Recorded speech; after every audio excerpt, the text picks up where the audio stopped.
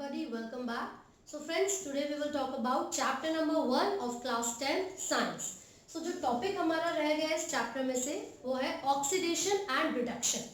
तो आज हम बात करेंगे ऑक्सीडेशन एंड रिडक्शन के बारे में.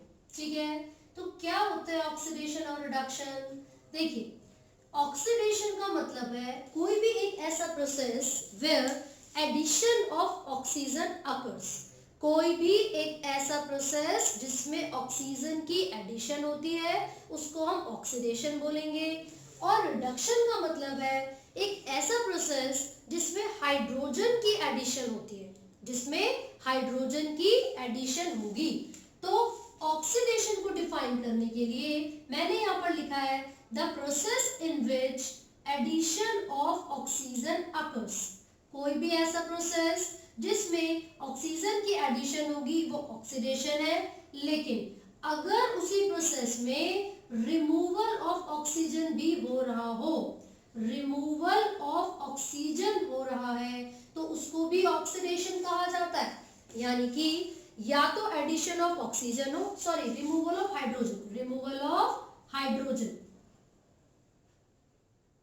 एडिशन ऑफ ऑक्सीजन या removal of hydrogen is called oxidation. और इसका बिल्कुल ऑपोजिट होता है addition of hydrogen, addition of hydrogen और removal of oxygen, removal of oxygen. इसको क्या कहा जाता है भाई? रिडक्शन. इस प्रोसेस को बोलेंगे रिडक्शन. एक एग्जांपल हम यहाँ पर ले लेते हैं, जैसे कि Cu plus O2 gives rise to CuO. यानी कि कॉपर में जैसे ही ऑक्सीजन की एडिशन हो गई तो हमारे पास क्या प्रोडक्ट बन गया? Copper oxide. हमारे पास एक प्रोडक्ट बना है कॉपर ऑक्साइड. और अगर हम CuO plus H2 देखें so we will observe copper अलग हो जाता है और H2O अलग, H2O अलग. इसका मतलब ये हुआ कि इस रिएक्शन में हाइड्रोजन को ऐड किया जा रहा था एंड इस रिएक्शन में ऑक्सीजन को ऐड किया जा रहा था. So this is oxidation and this is reduction. लेकिन अगर इसी एग्जांपल को हम अच्छे तरीके से ऑब्जर्व करें तो आप देखोगे यहाँ पर कॉपर ऑक्साइड था, इट वाज कॉपर ऑक्साइड. ये कॉपर ऑक्साइड प्रोडक्ट में जाकर सिर्फ कॉपर रह गया. इसका मतलब ये हुआ कि यहाँ पर ऑक्सीजन का लॉस हो गया है या फिर रिमूवल हो गया. तो जहां भी ऑक्सीजन का रिमूवल होगा उसको हम क्या बोलते हैं? Reduction. So this process is reduction. साथ ही साथ आप ऑब्जर्व करोगे कि इस हाइड्रोजन में वहां पर जाते जाते ऑक्सीजन की एडिशन हो गई है and it has become H2O यानी कि वाटर. तो जहां भी ऑक्सीजन की एडिशन होती है उसको हम क्या बोलते हैं? ऑक्सीडेशन. उसको हम क्या बोलेंगे? ऑक्सीडेशन. तो इसका मतलब ये हुआ कि ये जो एग्जांपल हमने यहाँ पर डिस्कस किया है ये किसका एग्जांपल है? जिसमें ऑक्सीडेशन भी हो रही है और रिडक्शन भी हो रही है. So these type of examples और reactions are called redox reaction. इन्हें हम क्या बोलते हैं? Redox reactions. तो फिर से सुनिए, the reactions in which both the oxidation and reduction occurs simultaneously. यानी कि ऑक्सीडेशन भी और रिडक्शन भी एक ही समय पर होगी तो इस तरीके के रिएक्शन को रिडॉक्स रिएक्शन कहा जाता है. कोई दूसरा एग्जांपल भी हम यहाँ पर ले सकते हैं, जैसे कि ZnO को कार्बन से रिड्यूस करवा दीजिए तो हमारे पास Zn+CO बनेगा. तो यहाँ पर भी देख रहे हो आप ऑक्सीजन वहां पर जाते जाते रिमूव हो चुका है और कार्बन के पास वही ऑक्सीजन ऐड हो चुका है. तो क्योंकि रिडक्शन एंड ऑक्सीडेशन दोनों हो रहे हैं इसीलिए इस तरीके के रिएक्शन को रिडॉक्स रिएक्शन कहते हैं. क्लियर हो गया? आगे बढ़ते हैं. अब आपसे जो क्वेश्चन पूछा जाएगा वो ये है कि आप बताइए रिड्यूस क्या है और ऑक्सीडाइज्ड क्या है? रिड्यूस क्या है और ऑक्सीडाइज्ड क्या है? देखिए, ऑक्सीडाइज्ड वो होगा जिसके अंदर ऑक्सीजन जुड़ेगा ऑक्सीडाइज्ड हो गया ये तो भैया, मतलब इसके अंदर ऑक्सीजन जुड़ चुका है, ऑक्सीजन की एडिशन हो गई। पहले वाले एग्जांपल को देख के बताइए, ऑक्सीजन की एडिशन किस में हुई है? हाइड्रोजन में, H2 के अंदर ऑक्सीजन की एडिशन हुई, तभी तो H2 बना। तो मैंने आपसे क्या पूछा है, ऑक्सीडाइज्ड कौन सा होगा? तो भैया ऑक्सीडाइज्ड वो होगा जिसमें एडिशन ऑफ ऑक्सीजन होगी, और ऑक्सीजन की एडिशन किस में हो रही है? H2 में हो रही है। क्लियर है? रिड्यूस्ड कौन होगा? रिड्यूस्ड वो होगा जहां पर या तो हाइड्रोजन की एडिशन होगी या फिर ऑक्सीजन का रिमूवल। तो आप देख सकते हो CuO में से O चला गया, ऑक्सीजन रिमूव हो गया, इसका मतलब है CuO क्या हो गया है? रिड्यूस्ड। CuO क्या हो गया है? रिड्यूस्ड। सही है, आगे बढ़ते हैं। और क्या पूछ सकते हैं भाई हमसे? अब हमसे पूछा जाएगा ऑक्सीडाइजिंग एजेंट कौन सा है और रिड्यूसिंग एजेंट कौन सा है। भैया एजेंट कौन होते हैं? एजेंट कौन है? जो कि किसी भी चीज को ट्रांसपोर्ट कर रहा है ना, बातचीत करवा रहे दो लोगों के बीच में। तो जरा देख लेते हैं, एक तो आपसे पूछेंगे रिड्यूसिंग एजेंट, रिड्यूसिंग एजेंट, और दूसरा आपसे पूछेंगे ऑक्सीडाइजिंग एजेंट, ऑक्सीडाइजिंग एजेंट। देखो भैया, ऑक्सीडाइजिंग एजेंट वो होगा जो कि अपना ऑक्सीजन दे देगा, जिसने अपना ऑक्सीजन दे दिया, ले भैया तू ऑक्सीजन ले ले मुझसे। सो CuO यानी कि कॉपर ऑक्साइड ने अपना ऑक्सीजन दिया है, ठीक है। तो फिर जो भी अपना ऑक्सीजन दे देगा वो क्या है? ऑक्सीडाइजिंग एजेंट है। मतलब वो एक ऐसा सब्सटेंस है जो कि ऑक्सीजन को लूज कर रहा है, ठीक है। वो एजेंट है जिसने अपना ऑक्सीजन दे दिया। तो ऑक्सीडाइजिंग एजेंट हो गया CuO, CuO। रिड्यूसिंग एजेंट वो होगा जिसमें जाकर वो ऑक्सीजन जुड़ रहा है, तो भैया क्या हो गया? H2। तो रिड्यूसिंग एजेंट H2 हो गया, ऑक्सीडाइजिंग एजेंट Cu हो गया। तो ये बिल्कुल एक तरीके से देखा जाए तो एक दूसरे के ऑपोजिट है। यहाँ पर रिड्यूसिंग एजेंट है हाइड्रोजन और ऑक्सीडाइज्ड भी क्या हुआ है? हाइड्रोजन। यहाँ पर ऑक्सीडाइजिंग एजेंट है CuO और रिड्यूस क्या हुआ है? CuO। तो यहाँ पर ये चीजें आपको याद करनी है क्योंकि क्वेश्चन में यही पूछा जाएगा, ऑक्सीडाइज्ड रिड्यूस्ड एजेंट्स, चाहे वो रिड्यूसिंग एजेंट पूछे या फिर ऑक्सीडाइजिंग एजेंट पूछे, ठीक है। तो हमने पढ़ लिया रिडॉक्स रिएक्शन, ऑक्सीडेशन भी हो गया, रिडक्शन भी। अब आपसे पूछा जाएगा कि जो ऑक्सीडेशन है उसके हम डेली लाइफ में क्या क्या इफेक्ट्स ऑब्जर्व कर सकते हैं। ऑक्सीडेशन के जो इफेक्ट्स हैं that we can observe in our daily life, वो कौन कौन से हैं? चलो जल्दी से देख लेते हैं। इफेक्ट्स ऑफ ऑक्सीजन, सबसे पहली चीज कोरोजन। कोरोजन क्या होता है भैया? देखिए, अगर आपने किसी भी मेटल को, किसी भी मेटालिक सब्सटेंस को कुछ समय के लिए एटमॉस्फेरिक एयर में छोड़ दिया, कोई लोहे का बेंच है, टेबल है, चेयर है, या कोई भी ऐसी चीज जो कि इस किसी भी मेटल से मिलके बनी हो, तो क्या होगा? धीरे धीरे हमारे एटमॉस्फेयर में जो एसिड है, जो मॉइस्चर है, ये सब चीजें उस मेटल के साथ रिएक्ट करना शुरू करेंगी and gradually they will eat up all the metal. पूरा जो मेटल का सरफेस है वो कोरोड हो जाएगा and this process is called corrosion. तो कोरोजन का मतलब क्या होता है? ये ऑक्सीडेशन का ही एक इफेक्ट है जो कि हम ऑब्जर्व कर सकते हैं, ठीक है। तो कोरोजन ऑक्सीडेशन का ही एक इफेक्ट है जो कि हम ऑब्जर्व कर सकते हैं अपनी डेली लाइफ में।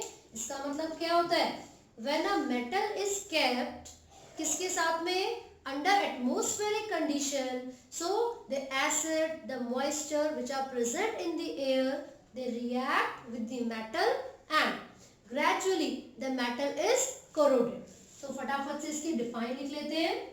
When a metal is kept in atmosphere या open atmosphere for a long time, for a long time, substances such as क्या क्या सब्सटेंसेस हो सकते हैं?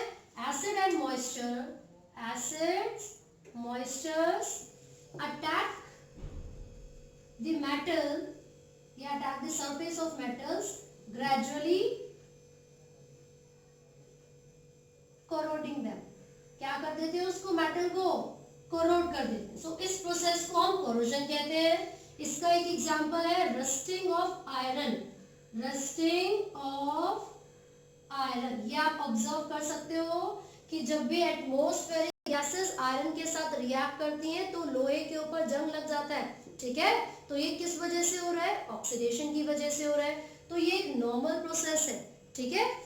यहाँ पर आप देखोगे कि जो रस्टिंग ऑफ आयरन है उसके अलावा कॉपर के सरफेस पर भी, कॉपर के सरफेस पर एक लेयर डिपॉजिट हो जाती है ग्रीन कलर की। कॉपर किस कलर का हो जाता है, ग्रीन कलर का।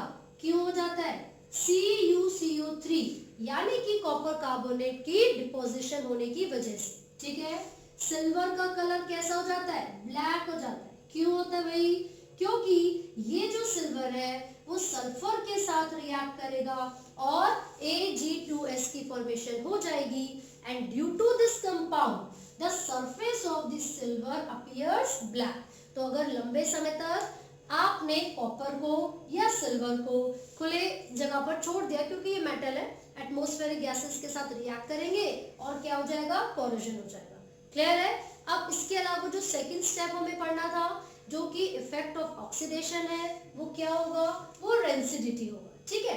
लेकिन उससे पहले आपसे ये क्वेश्चन पूछा जा सकता है, how can we prevent corrosion. Prevent कैसे कर सकते हैं हम कोरोजन को, यानी कि किसी भी मेटल को जंग लगने से कैसे बचाया जाए। तो देखिए सबसे पहला पॉइंट, हम ग्रीस अप्लाई कर सकते हैं। बाय अप्लाइंग ग्रीस, हम ग्रीस अप्लाई कर सकते हैं या फिर हम पेंट अप्लाई कर सकते हैं। ऐसा क्यों कर रहे हैं हम, ग्रीस और पेंट को अप्लाई करने का जो रीजन है वो ये है कि ये जो मेटल है जिसके सरफेस पर आप ग्रीस या जो भी पेंट है वो अप्लाई कर रहे हो, ताकि वो मेटल एटमॉस्फेरिक गैसेस के कांटेक्ट में ना आ सके, उनके कांटेक्ट को खत्म करने के लिए और इनको कोरोड होने से बचाने के लिए ग्रीस या फिर पेंट को अप्लाई किया जाता है। एंड द थर्ड स्टेप जिससे हम प्रिवेंट कर सकते हैं कोरोजन को, वो क्या होगा, बाय कोटिंग जिंक। जिंक यानी कि Zn, जिंक की एक कोटिंग कर दी जाती है मेटल के सरफेस पर and this process is called galvanisation. This process is called galvanisation. तो ऐसे बहुत सारे स्टेप्स हो सकते हैं जिससे हम कोरोजन को प्रिवेंट कर सकते हैं। उनमें से 3 स्टेप्स हमने यहाँ पर पढ़े हैं। क्यों जरूरत है कोरोजन को स्टेप मतलब करेक्ट करने की, प्रिवेंट करने की, तो ये जो कोरोजन है धीरे धीरे जो मेटल्स होते हैं ना उनको वीकन करते रहते हैं, कमजोर बनाते रहते हैं, जिस वजह से वो बहुत ही जल्दी ब्रेक कर जाते हैं, ठीक है। तो हमें किस तरीके से ग्रीस को अप्लाई करके, पेंट को अप्लाई करके या फिर गैल्वेनाइजेशन से क्या करना चाहिए, कोरोजन को प्रिवेंट करना चाहिए, ठीक है। आपने ब्रिज देखे होंगे, लोहे के ब्रिज वगैरह बने होते हैं, है ना। बहुत सारी ऐसी चीजें जैसे कि रेलवे ट्रैक हो गए, तो अगर उनमें कोरोजन हो जाएगा तो फिर बहुत ज्यादा कमजोर यानी कि वीक हो जाएंगे, तो फिर ब्रिज टूट भी सकता है और रेलवे ट्रैक भी डैमेज हो सकते हैं। इसलिए हम इन सभी स्टेप्स का यूज करके उनको कोरोजन से बचाएंगे। क्लियर है। साथ ही साथ अब सेकंड स्टेप पढ़ रहे हैं हम, वो है रेंसिडिटी। तो कोरोजन को तो हमने डिस्कस कर लिया है, now we will talk about rancidity. अब रेंसिडिटी क्या होती है भाई, देखिए रेंसिडिटी का मतलब होता है कि अगर जो भी फूड के अंदर फैट और ऑयल होते हैं, रेंसिडिटी, जरा देखिए इसका क्या मतलब है। देखिए फूड के अंदर जो भी फैट या ऑयल होते हैं, जब भी वो एटमॉस्फेरिक गैसेस के साथ रिएक्ट करेंगे तो फूड की जो स्मेल है और जो टेस्ट है वो धीरे धीरे चेंज हो जाता है, यानी कि स्मेल भी आने लग जाती है बेकार सी, और जो खाने का स्वाद था, जो टेस्ट था, वो भी बदल जाता है। तो इसी कंडीशन को हम क्या कहते हैं, रेंसिडिटी। तो हम लिख रहे हैं the condition when oils and fats of the food material react with atmospheric gases, the taste and the smell of food changes. तो इस कंडीशन को हम क्या बोलेंगे, रेंसिडिटी। तो रेंसिडिटी एक ऐसी कंडीशन है जिसमें खाने के अंदर जो फैट और ऑयल है वो एटमॉस्फेरिक गैसेस के साथ रिएक्ट करेंगे और उनकी स्मेल और टेस्ट चेंज हो जाएगा। जैसे कि आप लोगों ने देखा होगा, जब भी हम समर में यानी कि गर्मियों में खाना बाहर ही छोड़ देते हैं रूम टेम्परेचर, तो कुछ ही समय के अंदर वो खराब हो जाता है। या फिर दूध का एग्जांपल ले लीजिए, दूध भी फट जाता है। ऐसा क्यों हो रहा है? क्योंकि वो जो कंडीशन है उसमें बैक्टीरिया या जो माइक्रो ऑर्गेनिजम्स हैं वो बहुत जल्दी जल्दी एक्टिविटी परफॉर्म करते हैं, ठीक है, और वो कुछ ऐसे केमिकल्स की सिक्रीशन करते हैं जिस वजह से फैट या ऑयल जो है वो क्या हो जाते हैं, डैमेज हो जाते हैं, खाने की स्मेल और टेस्ट चेंज हो जाता है। क्लियर है? अब क्वेश्चन ये है कि रेंसिडिटी को कैसे प्रिवेंट किया जाए।